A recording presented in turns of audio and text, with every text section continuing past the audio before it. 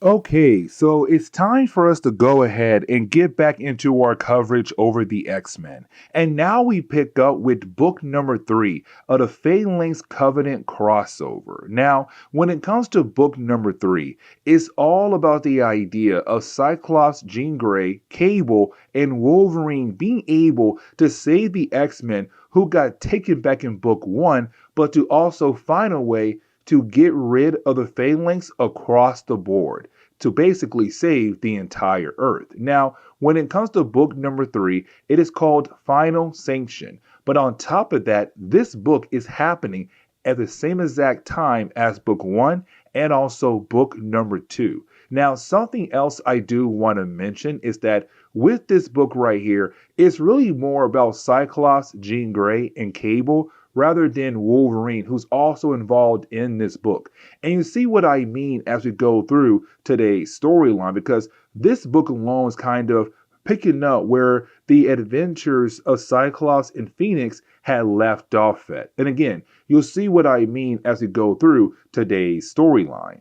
And so, getting into the opening pages of Wolverine issue number 85, we do pick up with Cyclops and Jean Grey arriving to Muir Island. Now, remember, this is kind of picking up where book 1 and 2 left off at the very beginning of their own books. And what I mean by that is that when it came to book 1, you had Cyclops and Jean Grey call over the school of Charles Xavier, and you had Banshee call because Cyclops and Jean Grey, they believe they may have a cure for the legacy virus, the virus that is slowly killing off mutants left and right across the board. But you had Banshee in book 1 tell Cyclops and Jean Grey that Charles is not there. That matter of fact, Charles is over at Muir Island. And so you had our two young heroes head over to Muir Island. But in book number 2, we had learned that Excalibur, Charles Xavier, and also Mormon Taggart, they had to leave Muir Island behind because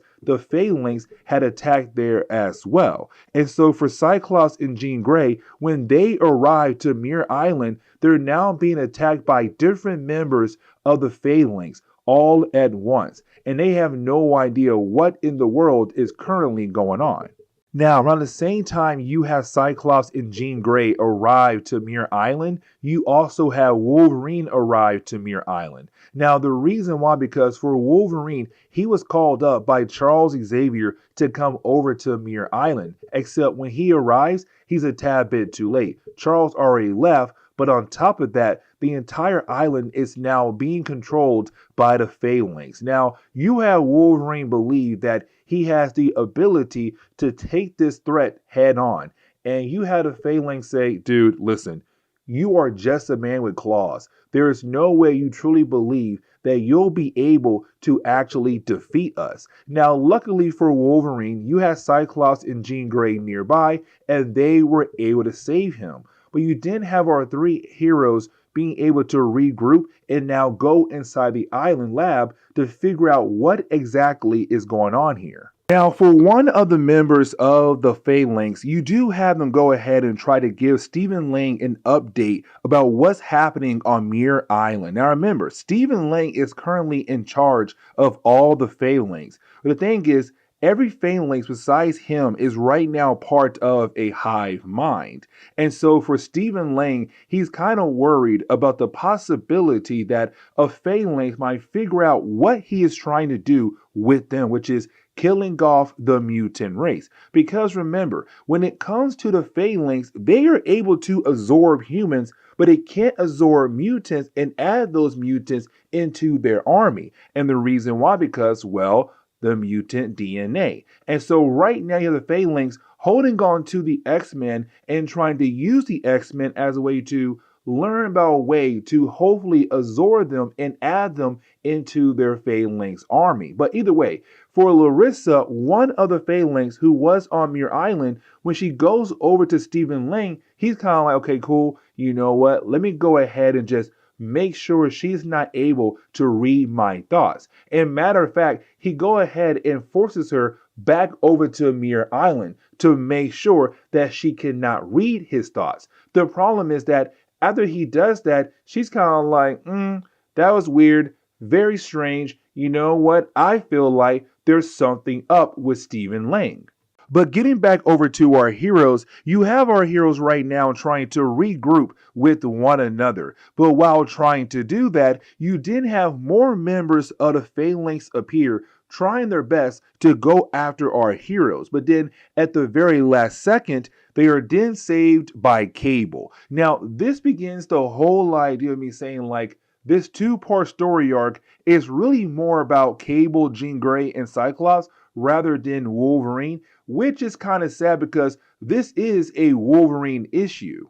Now, when Cable first appears, you have Wolverine kind of wondering if this is really Cable, because for the Phalanx, they have the ability to, shapeshift, to appear like other things or other people. And so for Wolverine, he has already kind of like be concerned if Cable is truly here. Now, luckily for Cable, Jean Grey and Cyclops are there. Now, this is why I said the adventures of Cyclops and Phoenix is really important, because with them being in the far future to raise Cable, who was also in the far future, their link to one another mentally is stronger than ever. And so she can tell right off the bat that yes, this is Nathan. Now, with all that being said, it's also the entire group being able to kind of learn more about the Phalanx. The whole idea that they're part of a hive mind, but also you have our team say, we need to go inside and get the core of Cerebro. With that core, we should be able to find the rest of the X-Men, because for Charles Xavier, he called up Wolverine and Cable to be the ones to hopefully find the rest of the X-Men, who are basically taken prisoners by the Phalanx.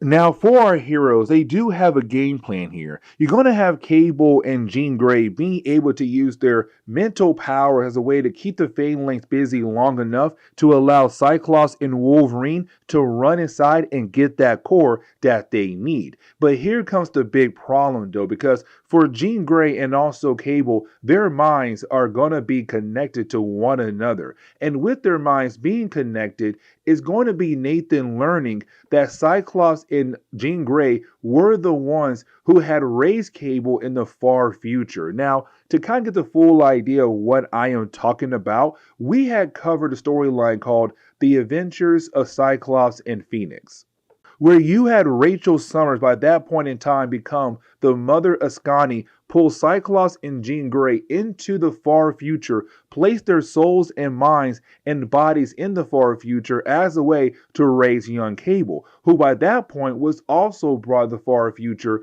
back in X Factor Endgame. Now here's the thing, Cyclops and Jean Grey, they never told Cable that they were his actual parents, or really Cyclops being his actual father and Jean Grey being, not his real mother, but like kind of is. It's weird. Either way, for Cable, he had no idea that he was being raised by them too in the far future. Now, once they were able to raise him to a certain age, you had the two go back to the present day.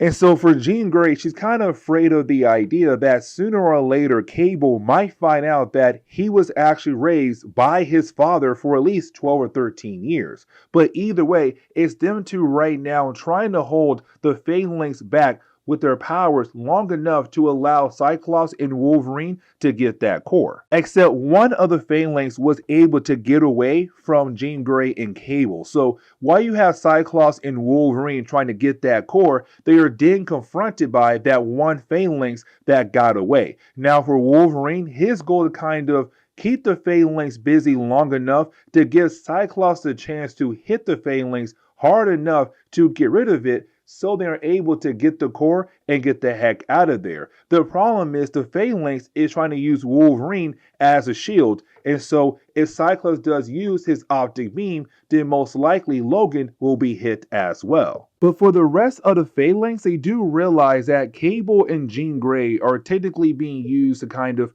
keep them busy long enough to allow Cyclops and Wolverine to complete their mission. And so they also realize that for Jean Grey and Cable, there's some kind of bond, some kind of connection. How can they break that bond? Now, here comes the big problem though, because while you have the Phalanx attack Cable and Jean Grey, again, all those things Jean Grey remembers about being in the future is now flowing into the mind of Cable. So now is Cable realizing like, oh, um, hmm, why do you remember about Slim and Red, two people who raised me in the far future? There's no way that y'all two could be there because that was 2,000 years in the future. But either way, for the Phalanx, they were able to attack Cable and break that bond. And so back in reality for Cable, he realized he's not as powerful as Jean Grey, which means he has to go physical now. And so while you have Cyclops and Wolverine trying their best to get the heck out of the laboratory, you have Cable just blasting away. Like, dude said, here's a big gun, just bam, bam, bam, bam, bam, everywhere. And Jean Grey is freaking out because she's afraid that Cable might hit Cyclops or Wolverine. But for Cable, he is so confident and he knows what he is doing, there's no way he's hitting Cyclops or Wolverine. Instead, he's hitting their big target. And so once you have everyone being able to get outside, now when Wolverine and Cyclops had access to Cerebro, they had activated a fail-safe program. So now the entire island, or not island, the lab, is going to blow up. And so for our heroes, they have to leave. Now, luckily for Wolverine, the pilot who flew Wolverine over to Muir Island comes back around. Now, for Cable, he wants to go ahead and stay behind to allow Cyclops, Jean Grey, and Wolverine the ability to get away and go save the rest of the X-Men, but to hold off the Phalanx. Now, after a while, it does seem like Cable can actually do that. But let's not forget that a long time ago, when it came to Apocalypse, he gave Cable the techno-organic virus. And so for the Phalanx, they were able to mess with Cable because of that virus, because they are techno-organic beings. Now, after a while, you do have Wolverine, Cyclops, and Jean Grey work together to get Cable on the plane and they leave. But luckily for Wolverine and Cyclops, with Cerebro, they now know where the X-Men are being held at. And of course, that means the home base of the Phalanx. But now we have to get into Cable issue number 16. Now, the opening pages of this book is one heck of an opening for this storyline because now we're picking up with Cable, Wolverine, Jean Grey, and Cyclops heading over to the mountains to hopefully find the base of the Phalanx, which they do. But the problem is that Cameron Hodge realized that they are coming. So you have Cameron Hodge go ahead and attack the plane. Now, luckily for our heroes, they were able to jump out of the plane before they were attacked by the Phalanx. But the plane still crashes into the base of the Phalanx. Now, for Cameron Hodge, he's kind of wondering if everybody is okay, especially Stephen Lang. Now, for Stephen Lang, he was working on Psylocke because, again, you have the Phalanx, Stephen Lang, and Cameron Hodge trying their best to figure out why in the world they are not able to add the mutants into their army. Humans can, but not the mutants. But either way, it's him telling Cameron like, hey, I'm okay. I also have Psylocke. She's okay. But things are not done just yet with the X-Men. They're still going to try to come in here and save their lost teammates. Now, for our heroes, we do learn that they did survive after jumping out of the plane. They're on the side of the mountain. Now, their main goal is to climb up the mountain without using their powers. Because if they do, then just like that, the Phalanx will be able to know that the X-Men are our heroes trying to save the X-Men on the side of the mountain. And so, unfortunately, they have to climb up 1,000 feet without their powers to get into the base of the Phalanx to be able to hopefully defeat them, but to free the X-Men. Now, we do pick up with a small argument going on between Stephen Lang and Cameron Hodge. And here's the reason why. Because for Cameron Hodge, there's no point of keeping the X-Men alive. Go ahead and kill them off. We can't add them to our army. But for Stephen Lang, he's all like, no, we can still find a way to possibly use them. Now, while you have the two guys arguing, for Cameron Hodge, he wants to go ahead and scan the side of the mountain.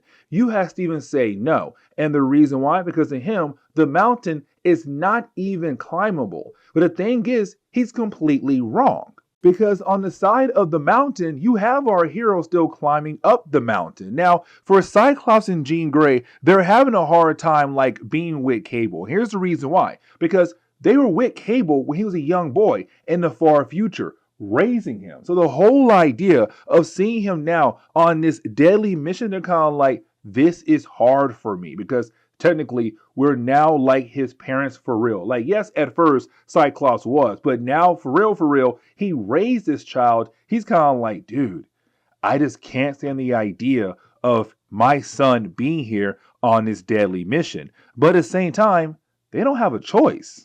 Now, while inside the base, you have Stephen Lang working with Psylocke because by this point in the storyline, Stephen Lang realized that the Phalanx can no longer be trusted, that he no longer controls them. And so for him, he has no choice here but to go ahead and try to help the X-Men free themselves, but to also defeat the Phalanx because right now, they're trying to go ahead and take over everything, not just mutants, but humans and other living things on Earth.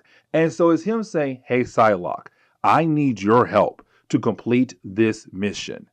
Now, for our heroes, they do run into a small problem, and that'll be the whole idea that they're unable to continue to climb up the mountain. Now, for Cyclops, he got a game plan. He said, hey, you know what? How about this? If Jean Grey is able to use a small part of her energy to kind of burst Cable up in the air to climb up a different area, then maybe, just maybe, we'll then be able to continue to climb up the mountain. But here comes the problem, because if Jean Grey does use her powers, then most likely the Phalanx are gonna know that our heroes on the side of the mountains. But unfortunately, they don't have a choice. And so you have Jean Grey go ahead and do it. Now, when she does, just like that, the Phalanx, Cameron Hodge, he realized where our heroes are at. Now, for Cameron, he wants to go ahead and kind of do a scan to pinpoint where they're exactly at. But for Stephen Lang, he knows he cannot allow Cameron Hodge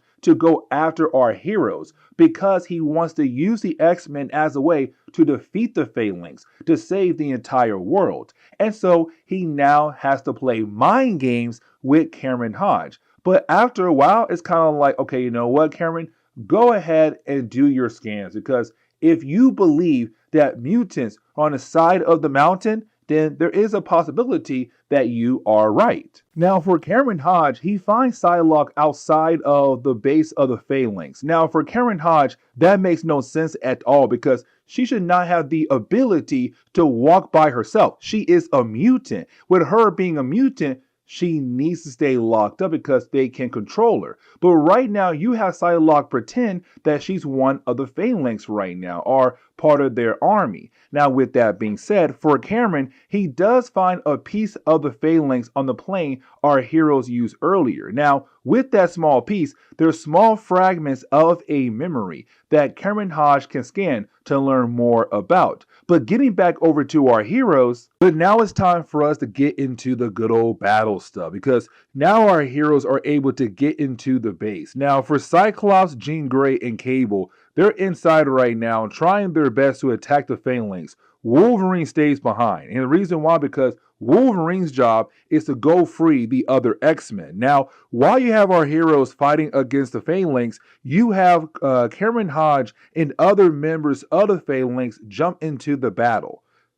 Now, for Wolverine, he does find Bishop, but here comes the problem though. Bishop's right now trapped inside some kind of container, and so you have Wolverine trying his best to break him free. But the problem is, Wolverine's claws are not as strong as they used to be when they had adamantium, and so unfortunately, he is struggling. Now, for Wolverine, he was able to cut a small hole into the barrier, and for Bishop, that should be just good enough to help him break free finally.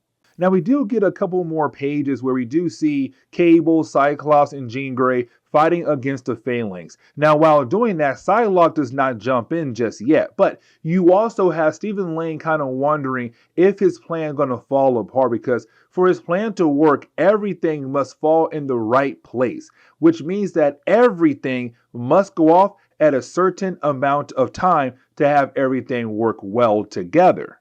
And for Stephen Lang, things are going to work out very well for him, because getting back over to Wolverine, that small hole he was able to cut into the container that's holding onto Bishop. Once you have Wolverine throw a phalanx on top of the container, Bishop is then able to absorb all that energy. And once he does, he's then able to finally break free. And when he breaks free, the rest of the X-Men also break free as well. It's now everybody here fighting against the Phalanx as a team once again. And this kind of leads into the whole idea of how the X-Men were able to win against the Phalanx across the entire world. Because you have Psylocke go ahead and use the powers of Jean Grey and also the powers of Cable as one big psychic bomb to attack the entire network the Phalanx share. And with that network being attacked, it's also hitting other points across the world. Now, at first, it should only hit this area. But when you have Cameron Hodge trying to access other main points across the world, the network the Phalanx have built up, the attack at this point in the network goes ahead and blows up the other points of the network across the world, bringing down the entire Phalanx Covenant in this storyline. Now, for Stephen Lang, at first, it did seem like he'll be able to get away, but then at the very last second, he is pulled down with the rest of the Phalanx by Cameron Hodge. So we're kind of left to wonder if they had officially survived, and if they do, what is their plans next for the mutant race down the road. But as we close on today's video, let's not forget that back in book number 2, you had a Phalanx build a spire as a way to send out a signal to other Phalanx out in space. And so one particular Phalanx was able to pick up on that signal. Now he does see that all the Phalanx on Earth had just possibly died, but he has a bigger plan as a way to take over the Earth. But that is the end of the Phalanx Covenant crossover. And so with that being said, guys, please leave me a like down below and subscribe. But guys, I'll see y'all next time. Later.